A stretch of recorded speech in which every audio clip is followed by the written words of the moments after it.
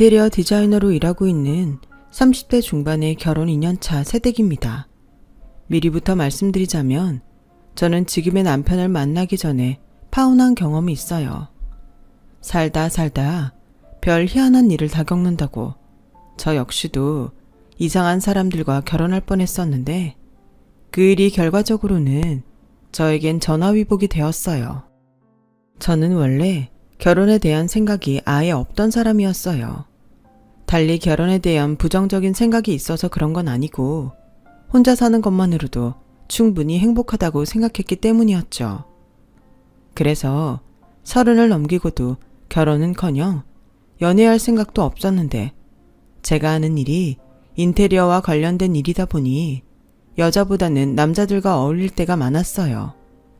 그러면서 한 남자와 만나게 되었고 저는 그저 같은 현장에서 일을 하는 동료 정도로만 생각했는데 그는 저를 그 이상으로 생각한 모양이었죠. 처음엔 그러거나 말거나 저는 공과 사를 딱 구분지어서 그 사람과는 일과 관련된 것 아니면 그다지 상대를 하지 않았는데 제가 그러면 그럴수록 그 사람은 애 같았는지 저에게 물심양면으로 노력하는 듯 했어요. 그러던 중 제가 일을 하다 과로가 왔나 봐요.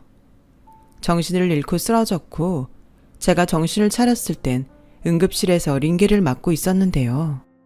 그때 그 남자는 신발도 제대로 신지 못한 채 꾸벅꾸벅 졸면서도 제 옆을 지켰어요.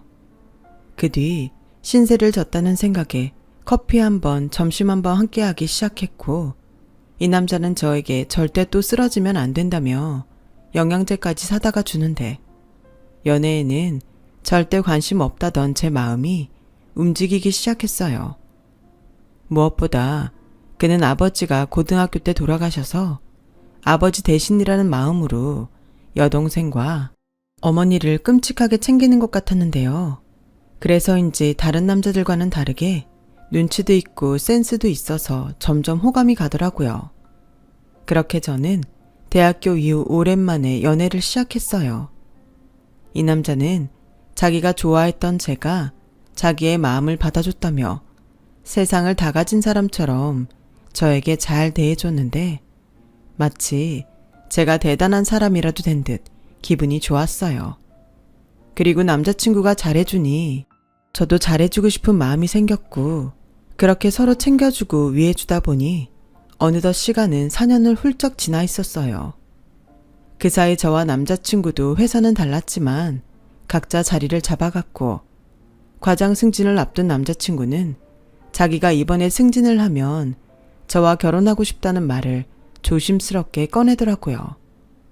그동안 제 인생에서 결혼은 없다고 생각했던 터라 남자친구의 조심스러운 프로포즈에도 조금은 망설여졌어요. 하지만 이내 연애 중인 걸 아시는 저희 부모님도 왜 아직 결혼 얘기가 없냐며 은근 저의 결혼을 바라고 계셨고 그때 처음으로 기혼자였던 동료에게 결혼에 대해 진지하게 물어봤어요. 결혼? 글쎄, 좋을 때도 있고 미친 듯이 후회할 때도 있지. 어떻게 1년 360을 좋기만 하겠어. 왜? 자기 프로포즈 받았니? 연애한 지 꽤 됐지? 4년이요. 저는 원래 결혼 생각 없었던 사람이라 나중에 후회할까봐 걱정돼서요. 4년 만났으면 뭐 상당 부분 아는 거 아닌가? 물론 아무리 오래 연애했어도 같이 사는 건 다른 문제긴 하지. 근데 만난 기간이 짧은 것도 아니고 거꾸로 생각하면 그만한 사람 없는데 그 남자 놓쳤다고 후회할 수도 있지 않나? 지금은 젊지만 40 넘고 50 넘어봐. 그때는 분명 내가 그때 왜 결혼 안 했지? 하고 후회할걸? 지금 생각하면 참 의미 없는 질문이었지만 선배의 그 40 넘고 50 넘어서 후회한다는 말이 이상하게도 가슴에 꽂혔고 나중에 부부가 나이 먹고 서로 의지하며 사는 모습도 예쁘겠다는 생각이 들어 저도 드디어 결혼을 결심하게 됐어요. 게다가 무엇보다 시간이 많이 지났어도 항상 저를 먼저 생각해주는 남자친구라면 결혼해도 변치 않을 거라는 대단한 착각을 했었는데 그게 문제였죠. 하지만 모든 문제는 애석하게도 시간이 지나야 그게 문제였다는 것을 안다는 것이죠. 저는 제가 후회할 짓을 한다는 것도 모른 채 양쪽 집에 인사를 가기에 이르렀어요. 우선 부산에 계시는 저희 부모님께 인사를 시작으로 저는 곧이어 남자친구 집에 인사를 가게 됐는데 그때 예비 시어머니로부터 예상하지 못한 2가지 이야기를 듣게 됐죠. 어서 와요. 우리 아들이 하도 아가씨 얘기를 많이 해서 궁금하던 차였어요. 그래, 결혼은 언제 정도 생각해요?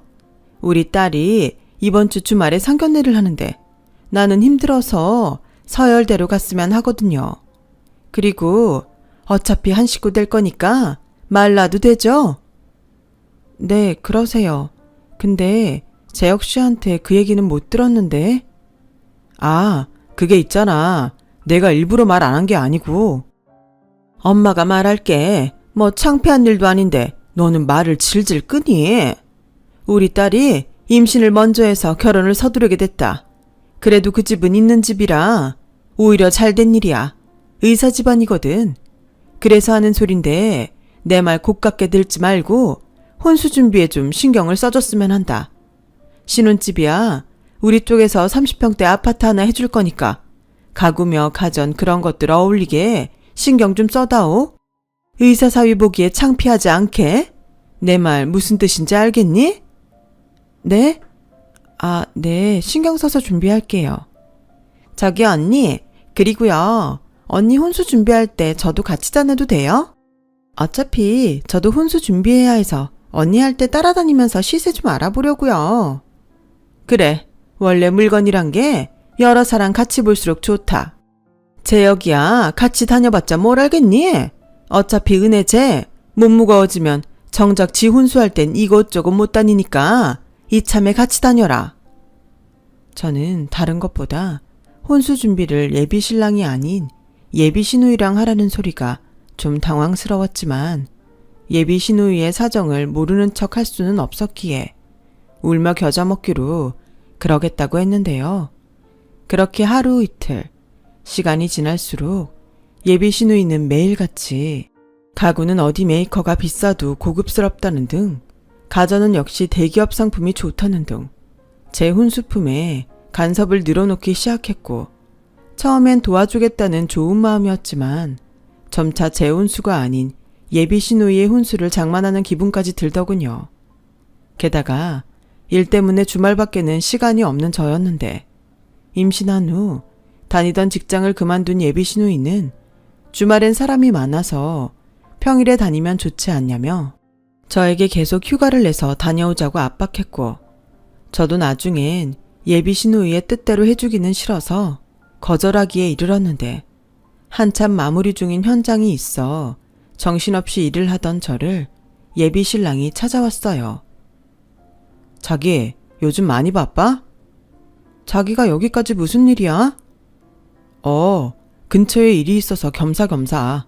자기 요즘 내 동생이랑 혼수 준비한다고 주말에도 바빠서 못 보잖아.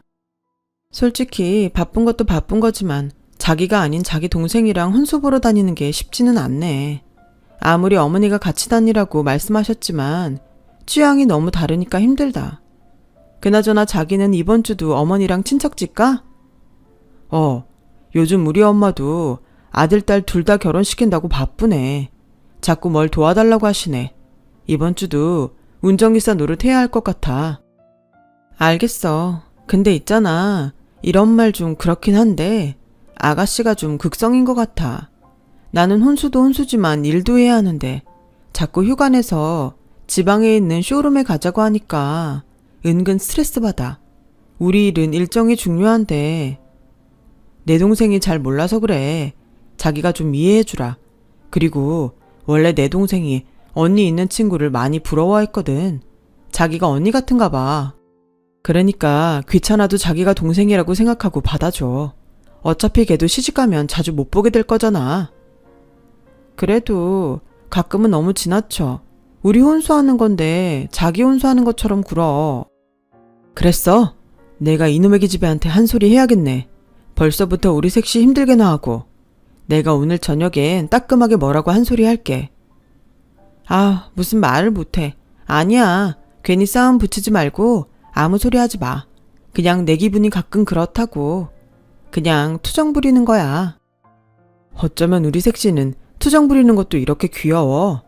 자기야, 내가 우리 결혼하면 진짜 잘할게. 내가 자기랑 결혼해서 얼마나 행복한지 알아? 이 세상에서 나보다 행복한 사람은 아마 지구상엔 없을 거야. 말 한마디가 천냥빚을 갚는다고 예비 신랑은 말을 참 잘했어요. 그래서 얄미운 예비 신우의 문제도 그렇게 순간순간 잘 넘겼는데 본격적으로 혼수들을 구입하면서 고질적인 문제는 끝내 터지고 말았어요. 언니, 식기세척기 진짜 안 사요? 요즘 그거 없는 집이 어딨어요. 진짜 편하고 좋다고 하던데. 저 설거지 좋아해요. 애당초 기계가 해주는 거 믿을 수도 없고요. 에이, 요즘 기술이 얼마나 발달했는데 그러지 말고 하나 사요.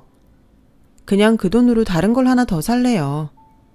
치, 식기세척기 사야 하는데. 그럼 알겠어요. 다음엔 우리 소파 보러 가야 하죠? 전에 제가 말했던 백화점 브랜드 거기 갈까요? 아니요. 소파는 아는 분이 직원가로 주신다고 해서 이미 카탈로그 보고 주문했어요. 어머, 저랑 상의도 없이 이미 주문을 했다고요? 어디 브랜드인데요? 어쩜 소파 같은 대형 가구를 언니 혼자 결정할 수가 있어요? 아가씨, 저랑 오빠가 쓸 물건이에요. 오빠랑 상의해서 주문했는데 무슨 문제가 있나요? 아니, 제가 봐둔 게 있어서 그렇죠. 언니네 신혼집에 잘 어울릴 것 같았는데 이미 알지도 못하는 걸 샀다고 하니까 서운해서 그렇죠. 신경 써줘서 고마운데 자꾸 이렇게 하나하나 간섭하면 서로 힘들 것 같지 않아요? 이런 말 조심스러워서 안 하려고 했는데 방금도 제 혼수를 사는 건지 아가씨 혼수를 사는 건지 모르겠잖아요. 언니, 말이 좀 지나치시네요. 저도 결혼 준비를 하는 입장이라 제 의견을 말한 것 뿐인데 그렇게까지 말하면 제가 뭐가 돼요? 언니네 물건이라도 최대한 좋은 걸로 권하고 싶어서 이것저것 같이 알아보자고 하는 건데 저도 가지고 있는 예산에서 최대한 좋은 걸로 하려고 여기저기 알아보고 결정한 거예요. 근데 아가씨는 무조건 백화점, 무조건 비싼 것만 보자고 하니까 솔직히 좀 버겁네요. 아니, 저희 엄마가 혼수 신경 쓰라고 했던 말 벌써 잊으신 거예요? 이제 한 식구인데 언니가 혼수를 그럴듯하게 해야 저도 제 신랑 데리고 오빠네 집에 갈 맛이 나죠. 그 말은 좀 듣기 거북하네요. 저 신경 많이 쓰고 있고 제가 하는 일이 이쪽 계통이라 여기저기서 도움 주시겠다고 하는 분들이 많아서 도움을 받는 건데 뭐가 그렇게 불만이에요. 아가씨는 꼭 백화점에서 물건을 사야 한다는 강박이라도 있어요? 그야 백화점 물건은 보장이 되니까 그렇죠. 다들 혼수 준비 백화점에서 하지 않나요? 원래 물건도 마트에 들어가는 거랑 백화점에 들어가는 거랑 다르다고 하던데? 사람들이 바보도 아니고 괜히 돈 더 주고 백화점 물건 사겠냐고요. 다 프리미엄이 붙으니까 비싸도 사는 거죠. 그럼 아가씨는 백화점에서 혼수장만 하세요. 저는 같은 제품이라도 여기저기 알아보고 도움받아서 할 수 있으니까 이렇게 할게요. 그리고 전에 아가씨가 알려준 커튼은 취소했어요. 커튼이 이쁘긴 해도 결로가 생기기 쉽고 세탁도 해야 해서 그냥 블라인드가 좋을 것 같거든요. 뭐라고요? 아니, 기껏 다 골라놓은 걸 왜 멋대로 취소해요? 정말 계속 이렇게 나올 거예요? 순간 예비 시누이는 저에게 소리를 빽 질렀어요. 저는 그 모습이 하도 황당해 말도 제대로 나오지 않았는데 주변에 그 많던 사람들도 모두 저희를 쳐다보고 있더라고요. 그러자 주변 시선을 느낀 예비 시누이는 어머, 언니, 소리 질러서 미안해요. 임신해서 그런지 감정 조절이 잘 안 되네요. 라고 말했고 저는 이때가 기회다 싶어 차분한 말투로 최대한 냉정하게 이렇게 대답했어요. 그래요. 그럼 혼수 준비는 앞으로 저 혼자 할게요. 아무리 생각해도 아가씨랑 저는 취향이나 생각이 다른 것 같으니까요. 그래도 괜찮죠? 네? 아, 네. 근데 언니...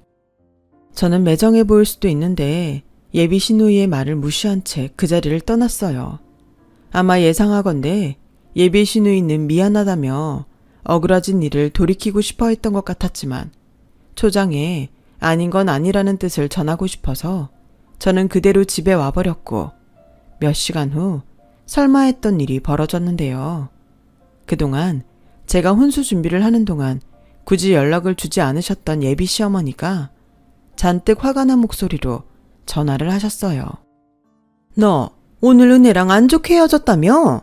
은혜가 아무리 철이 없어도 임신한 몸으로 새언니한테 도움 주고 싶어 너 따라다니는 건데 꼭 그렇게 사람 많은 데서 면박을 줘야 했었니? 은혜가 집에 와서 얼마나 울었는지 알아? 가뜩이나 임신해서 기분이 오락가락하는 애를 네가 좀 배려하면 좋았잖아.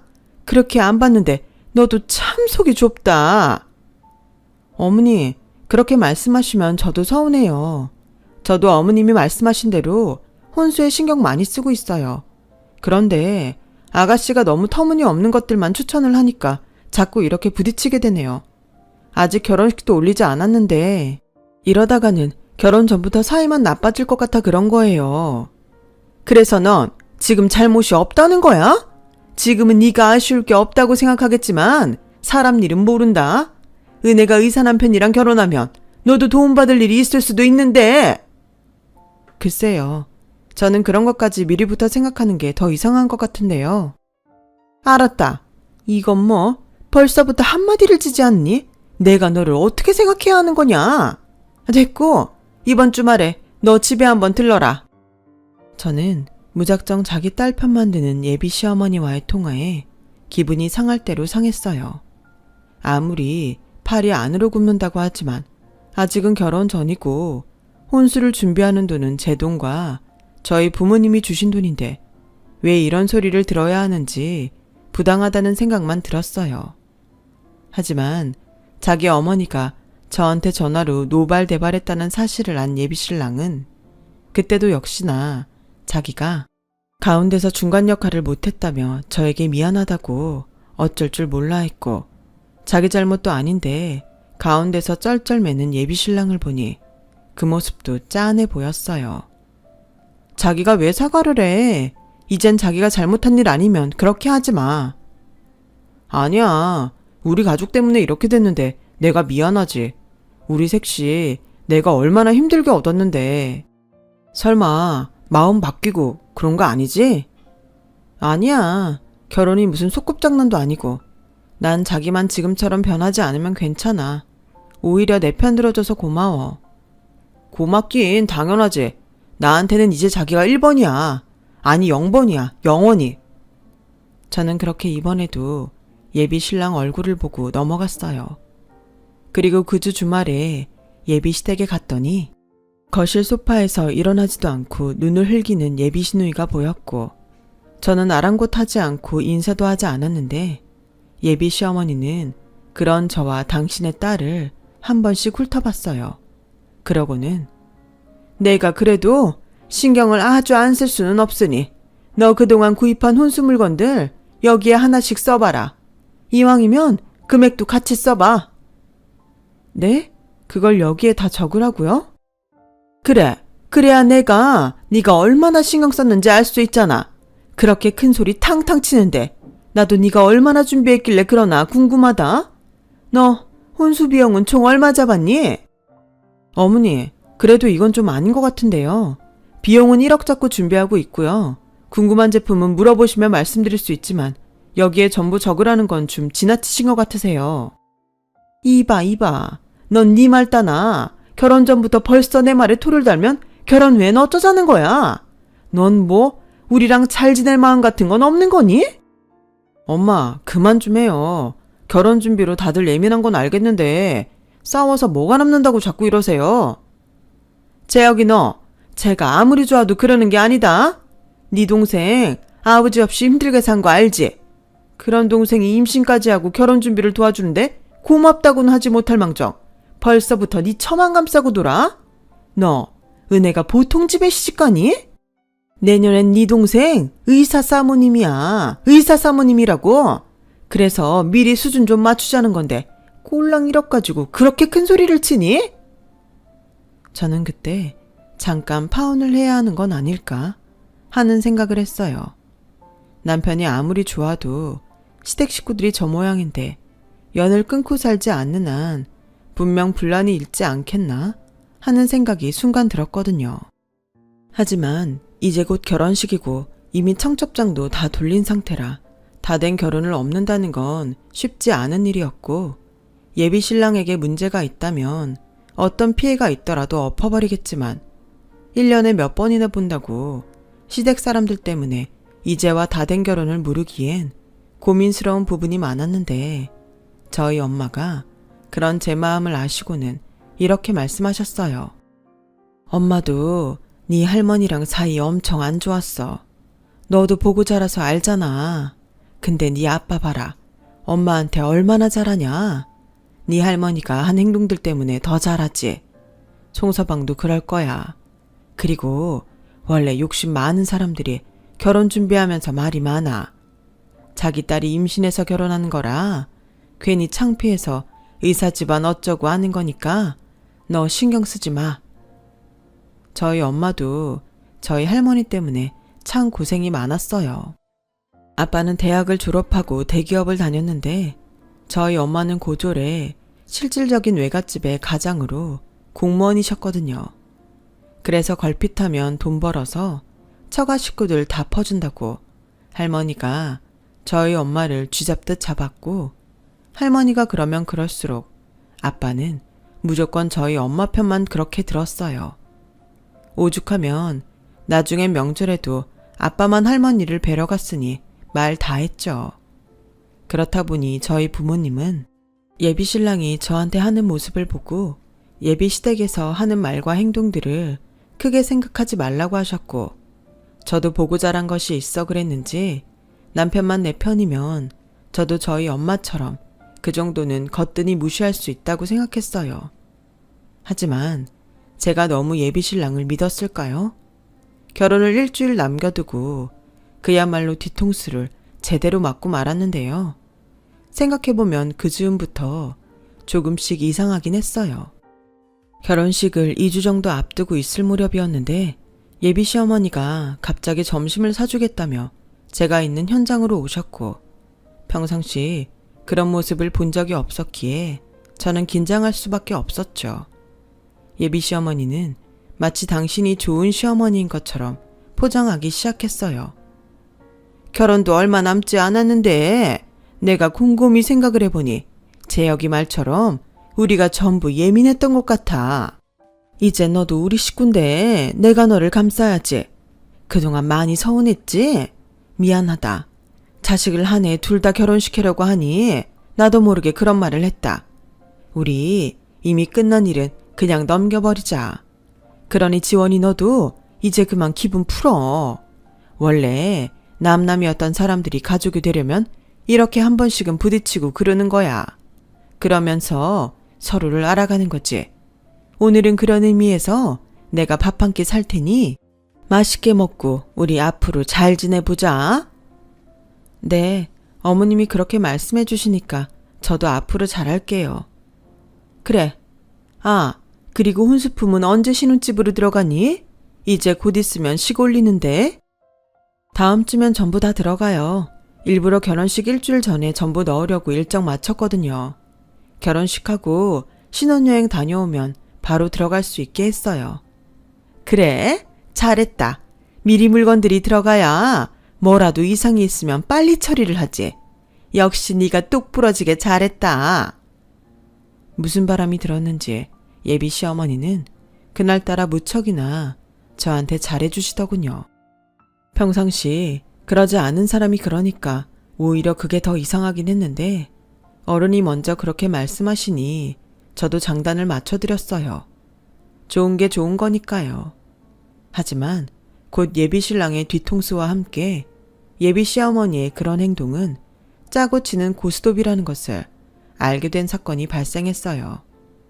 그건 부산에 살고 있는 저희 부모님이 결혼식을 딱 일주일 앞두고 서울에 볼 일이 있어서 올라오셨는데 겸사겸사 저희 신혼집을 구경하고 싶다고 하시면서 일어났어요.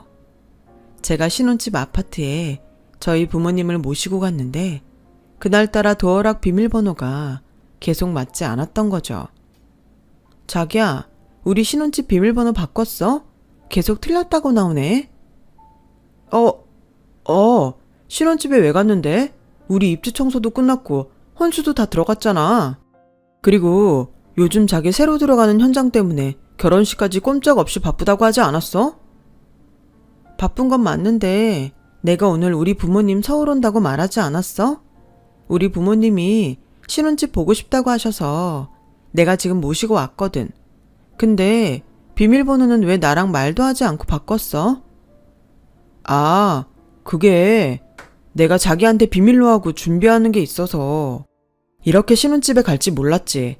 저기 미안한데 장인 장모님한테는 신혼집 다음에 보여드리면 안 될까? 내가 나중에 다 설명할게. 뭐? 여기까지 오셨는데 그냥 가라고? 자기가 뭘 준비했는지는 모르겠지만 그냥 비밀번호 알려주면 안 돼? 아직 준비가 덜 됐거든. 진짜 부탁할게. 순간 무슨 촉이었는지 모르지만 저는 싸한 기분이 들었어요. 그래서 일단 말은 알았다고 했고 바로 핸드폰으로 검색해 도어락 열어줄 사람을 불렀는데 글쎄 신혼집 아파트 안은 창문에 블라인드만 빼고 물건이 하나도 남아있지 않았어요. 심지어 수저 한 짝도 남아있지 않았는데요. 저는 물론이고 저희 부모님은 심한 충격에 빠지고 말았어요. 왜 아니겠어요. 자그마치 1억을 들여서 장만한 살림살이들이 싹 사라졌는데요. 그리고 문을 열고 들어온 지 10분도 채 지나지 않아 예비 신랑은 땀을 뻘뻘 흘려가며 뛰어왔고 신혼집 현관문이 활짝 열린 것을 보더니 아주 얼굴이 종이짝처럼 창백하게 변해버리더군요. 그리고 저는 예비 신랑으로부터 정말 믿을 수 없는 충격적인 사실을 알게 됐는데요. 지금 생각해도 너무 기가 막혀요. 이게 다 어떻게 된 일이야? 우리 물건 다 어디로 갔어? 그게 있잖아. 사실은 여기 있던 우리 물건 지금 은혜네 신혼집에 있어. 뭐라고? 자네 지금 그게 무슨 소린가? 죄송해요 장모님. 그게 저희 집에 사정이 있어서 정말 죄송합니다. 그때였어요. 예비 신랑에게 소식을 들었는지 예비 시어머니와 예비 시누이가 뒤늦게 저희 신혼집에 도착했고 예비 신랑이 땀을 뻘뻘 흘리고 있는 걸 본 예비 시어머니는 뭐가 그리 당당한지 그 뚫린 입으로 이렇게 말을 하기 시작했죠. 많이 놀라신 것 같은데 제가 다 설명하겠습니다. 우리 딸이 얘네들 결혼하고 곧장 또 식을 올려요. 근데 우리 애가 임신 중이라 혼수 장만하는데 좀 무리가 있어서 새애기가 장만한 혼수를 잠깐 빌리기로 했어요. 정말 빌리는 겁니다. 곧장 갚을 거예요. 저기 제가 듣고도 믿을 수 없어서 그러는데 빌린다고 하셨는데 누가 빌려준다고 했죠? 우리 딸이 그랬습니까? 아니면 당신이 그랬어? 여보, 지금 그게 무슨 소리예요? 결혼식이 코앞인데 누가 뭘 빌려줘요? 들으셨죠? 저희는 아무도 댁내에 혼수품을 빌려준 적이 없습니다. 그런데 누구 허락받고 빌려가신 거죠? 그야 우리 아들이요. 우리 아들도 쓸 물건이니까 그렇게 하기로 했어요. 근데요, 정말 오해는 하지 마세요. 저희 딸이 이번에 의사랑 결혼하거든요. 결혼만 하면 제 딸이 더 좋은 걸로 채워주려고 했습니다. 정말입니다. 그러니까 결국엔 다 계획된 거였네요. 아가씨가 제 혼수품에 이러쿵저러쿵 했던 게 사실은 저희 돈으로 자기 혼수품을 장만하는 거라서 그랬던 거죠? 자기야, 정말 미안해. 저쪽 집안에서 혼수 가지고 예민하게 굴어서 어쩔 수 없었어. 우리 집에 1억은 고사하고 몇 천도 없는데 그것들을 다 어떻게 해? 정말 황당하다. 결국엔 자기도 날 속인 거네. 그래서 결혼 엎어질까봐 그렇게 빌었던 거니? 솔직히 자기랑 나는 천천히 다시 하나하나 장만해도 되잖아. 우리는 거래처도 많이 알고. 그 입 닥쳐. 그래서 뭐 결혼식만 먼저 올리고 들키면 괜찮다고 생각했어? 저는 당장이라도 폭발할 것 같은 눈으로 예비 신랑을 노려봤어요. 그러자 예비 신랑은 더는 아무 말 못하고 제 눈을 피했고 그 옆에서 팔짱을 끼고 있던 예비 시누이가 그래도 지 오빠라고 나서더군요. 언니, 말이 좀 심하시네요. 그까지 1억짜리 혼수, 제가 시집만 가면 바로 다시 해결해 줄 수 있는데 이게 이렇게 길길이 날뛸 일이에요? 어디 그냥 창고에 보관한다고 생각해도 되잖아요. 뭐예요? 뻔뻔하다 못해 정말 못 봐주겠네요. 아가씨는 시집갈 그 집에 돈 맡겨놨어요? 무슨 결혼을 이런 식으로 해요? 이거 사기 아니에요? 얘, 너 말이 좀 심하다? 그냥 네가 좀 양보한다고 생각하면 될 일을 무슨 사기라는 말까지 하니? 너도 이제 우리 식구잖아. 식구 중에 한 명이 좋은 집안 만나서 결혼하게 됐는데 일단 결혼부터 무사히 끝낼 생각을 해야지. 은혜가 다시 다 채워준다고 하잖아. 뭘 이렇게까지 난리니? 넌 어차피 일하느라 집에 잘 있지도 않잖아. 저기요. 듣자 하니 더는 못 들어주겠네요. 그쪽 딸만 중요합니까? 막말로 댁내 아들은 의사도 뭣도 아닌데 왜 우리가 그렇게 해야 하죠? 그 의사라는 집도 그쪽이 혼수로 돌려막기 하는 거 아나 모르겠네요. 사부인도 말씀이 지나치시네요. 돌려막기라니. 그리고 둘이 지들이 좋아서 결혼하는 건데 그냥 투자한다고 생각하면 되지 않습니까? 뭘 이렇게까지 흥분하세요? 이제 일주일만 있으면 가족이 되는 사람끼리.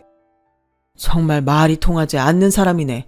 이봐요. 우리 아직 남입니다. 내 딸 아직 그쪽 며느리 아니라고요. 이 결혼 없던 걸로 합시다. 능력도 없으면서 욕심만 잔뜩 부리는 그쪽 집에 내 딸 못 줍니다. 이왕 힘들게 여기 있던 물건들 그쪽 딸한테 혼수로 다 옮겨갔으니 그냥 편하게 돈으로 보상하세요. 일 더 크게 만들고 싶지 않으시면 좋은 말로 할 때 제대로 보상하시라고요. 저희 아빠는 단호한 얼굴로 예비 시어머니에게 통보하듯 말했어요. 그러자 다급해진 예비 시누이가 무릎까지 꿇으면서 저희 아빠에게 사정사정하기 시작했어요. 저기 사돈어른, 제가 이렇게 부탁드릴게요. 저 이 결혼 못하면 큰일 나요. 홀몸도 아닌데 제가 혼자서 어떻게 애를 키우나요? 이봐요 아가씨.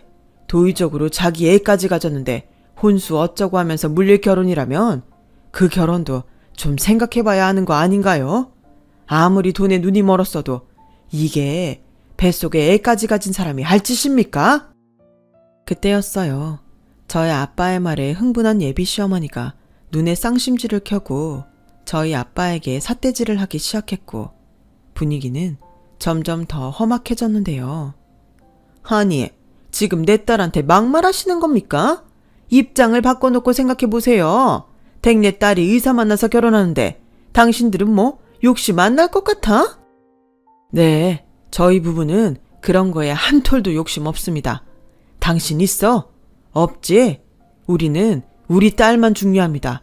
우리 딸이 싫다고 하면 대통령이라도 생각 없습니다. 여러 말 필요 없어요. 우린 댁 같은 사돈도 필요 없고 그 집 아들 같은 놈은 트럭으로 가져와도 싫습니다. 그러니 돈이나 보상하세요. 어차피 이 집 신혼집으로 쓸 것도 아닌데 이거 다시 파시면 되겠네요. 지원아, 너 당장 이 집부터 내놔라. 공실이면 더 빨리 나간다고 하던데 금방 해결되겠네요. 그런데요, 정말 충격적인 사실은 거기서 끝이 아니었어요. 분명 매매했다고 한 아파트였는데 제가 내놓으려고 부동산에 가자 소유자 이름이 달랐거든요. 그리고 부동산 주인에게 이 집 얼마 전에 월세로 단기 계약한 집인데?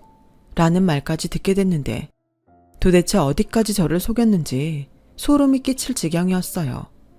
나중에 이 사실까지 안 저희 부모님은 사돈이 될 뻔했던 그의 어머니에게 도대체 어디가 끝이냐며 따져 물었고 저를 당신 딸 결혼시키는데 이용할 목적이었던 거 아니냐며 노발대발하셨는데 결국 화를 참지 못한 저희 아빠가 그 의사 사돈을 찾아가서 대신 받겠다고 의림장을 놓아버렸어요.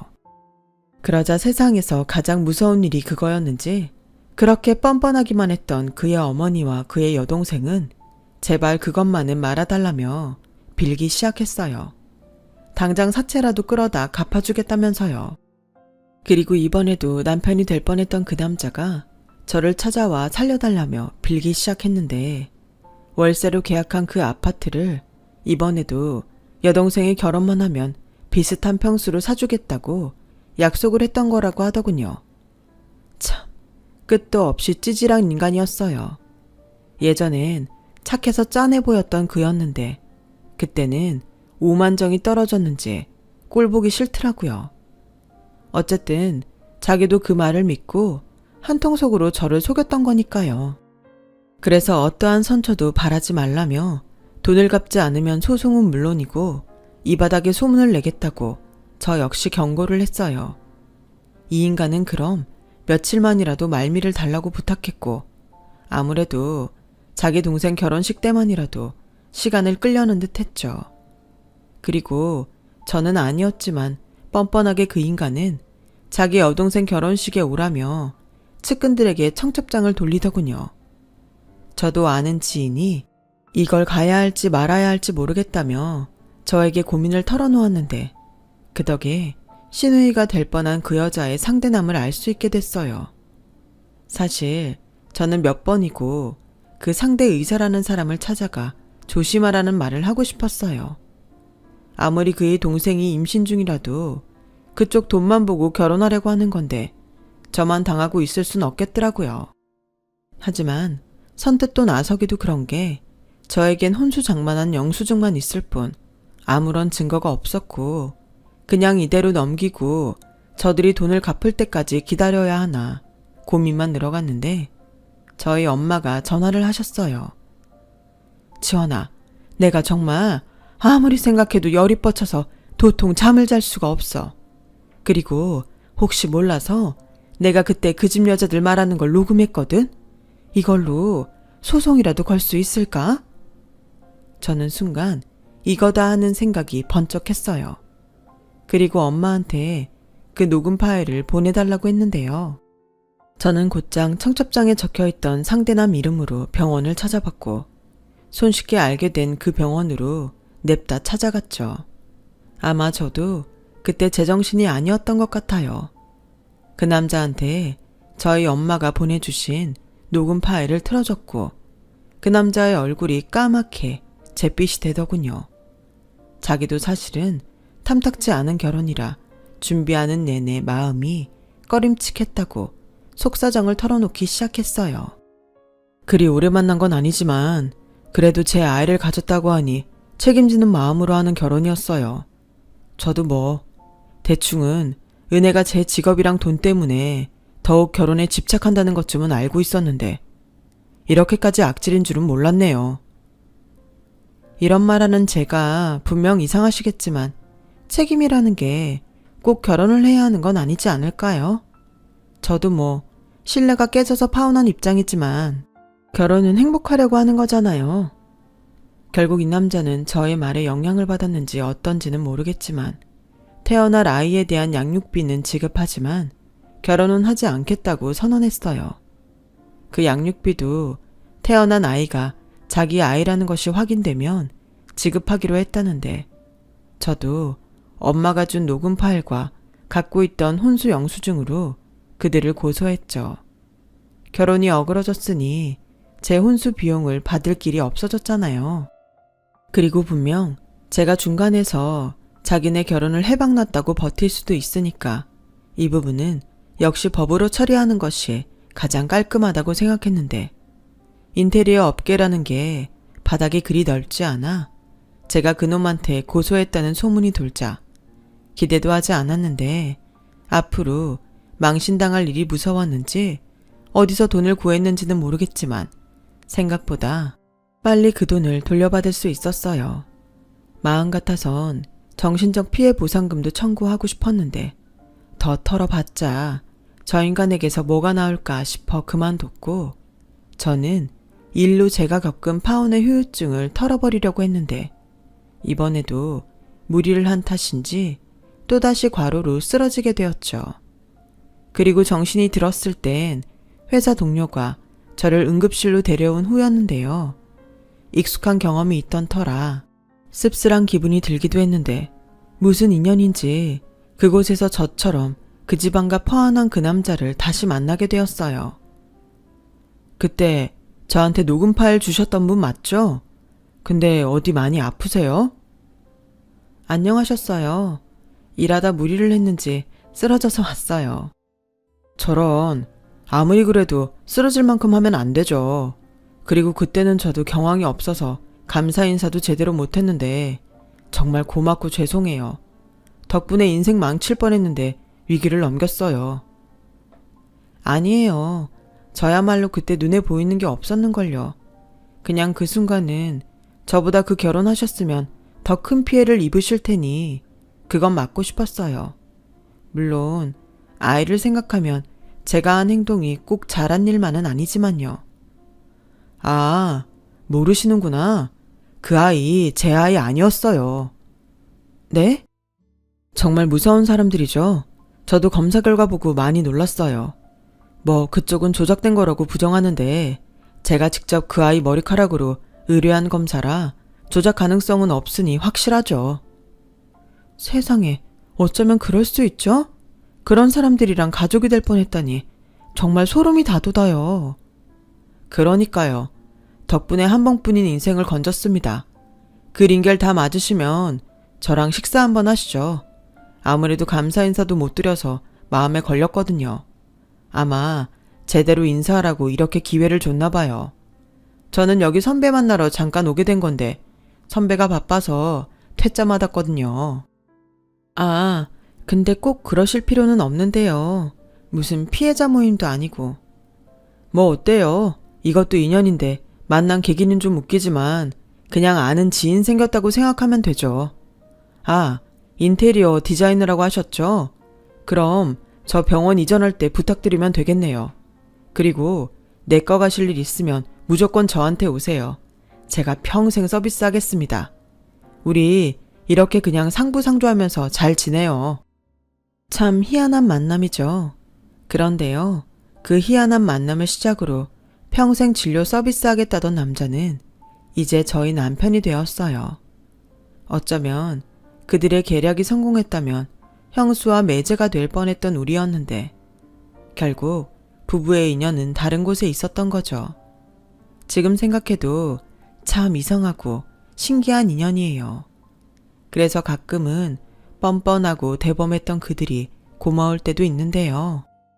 어찌됐든 지금의 제 신랑을 만나게 해준 건 역시 그들이잖아요. 그리고 또다시 결혼 준비를 하면서 알게 된 사실이 하나 더 있었는데 분명 제가 했던 혼수를 빼돌렸던 이유가 지금 저희 시댁에서 혼수 가지고 까다롭게 굴어서라고 했었잖아요. 그런데 실상은 저희 시댁이 아닌 자기네들이 괜히 없어 보일 것 같아 꾸민 일이었고 파혼과 동시에 혼수도 모두 돌려줬는데요.